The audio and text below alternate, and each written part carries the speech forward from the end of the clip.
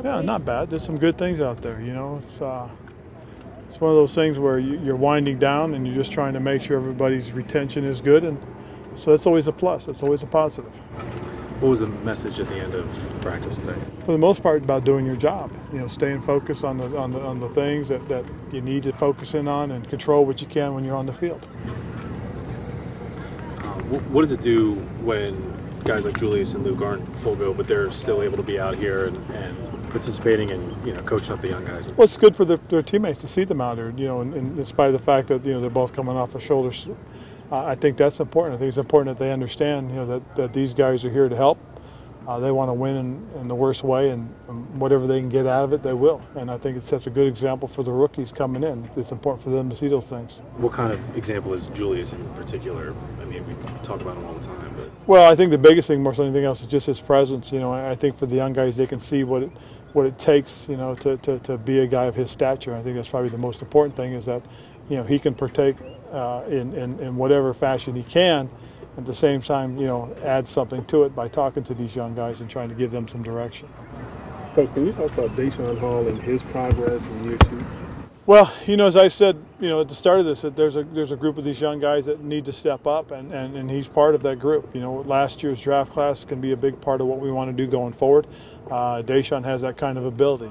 He's long, he's lean, he's got a good first step, he's got good hand usage.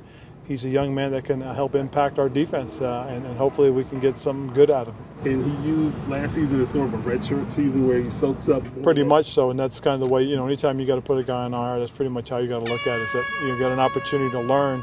And what we try to do is make sure these young guys are around. We don't want them to take off. We want them to be around and be part of what we're doing, so they can get a sense and a feel for what it's like for a full year, even though they're not on the field. You mentioned last week that the secondary hasn't looked quite the same year over year as long as you've been here as a head coach. Guys like Mike Adams and James Bradbury, it's clear you've made an investment, and kept an investment in keeping them around, and those guys being the foundation. What do they bring in, and where does James have to go? Well, I think as a group, just having as much familiarity on the field is important. And, as you say, and I do agree, we have not had the same group.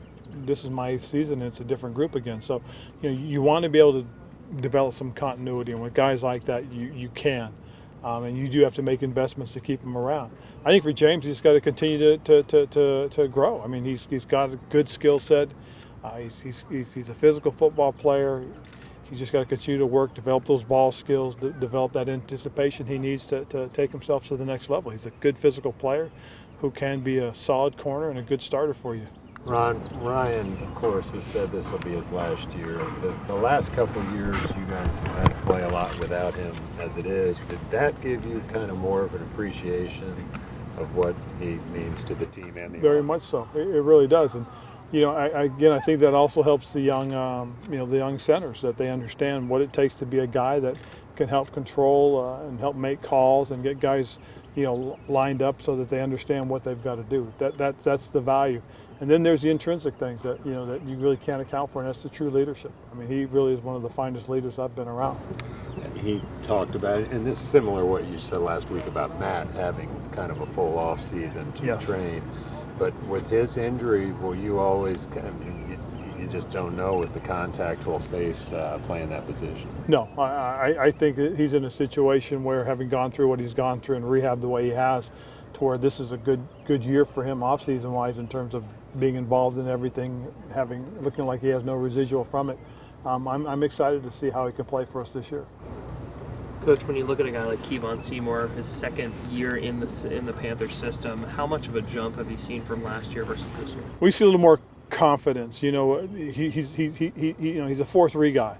And sometimes you don't play like that when you're not confident, but you see it. You see the speed and quickness coming back because, again, as he continues to grow and learn in what we do, you see him play that way. So that's a huge positive.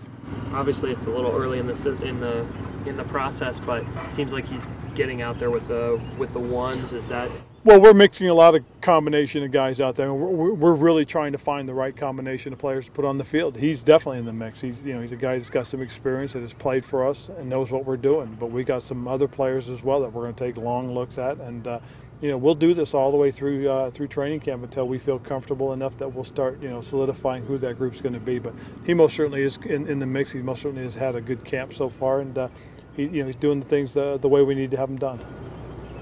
Ron, I know you're a big college sports fan, all college sports in general. I'm wondering if you saw that USC Trojans relay.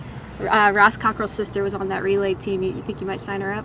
Absolutely. I mean, she can catch the ball. We can take the speed, that's for sure. And I'll tell you what, though, when you watch that, the message into that really is it's never how you start, but it's always how you finish. And boy, she did a great job and finished the way she did. I mean, that was impressive. Ron, you also, I think, are back on that College Football Hall of Fame ballot. Thoughts on that? Well, I mean, we'll see. I mean, it's not voted on the way that they do in Pro Football Hall of Fame, so it's a little different. But it's an honor. It really is to have them, think about me and consider the career that I had back in the day. So, but it's a neat honor. You talked to Ed McCaffrey about it at all? You guys are on there together. Stanford Cal. Yeah, I did see that, and we'll see. But a little bit of Stanford Cal would be kind of nice. It's nice to have CJ on the team lining up next to Christian. So that's kind of a cool thing.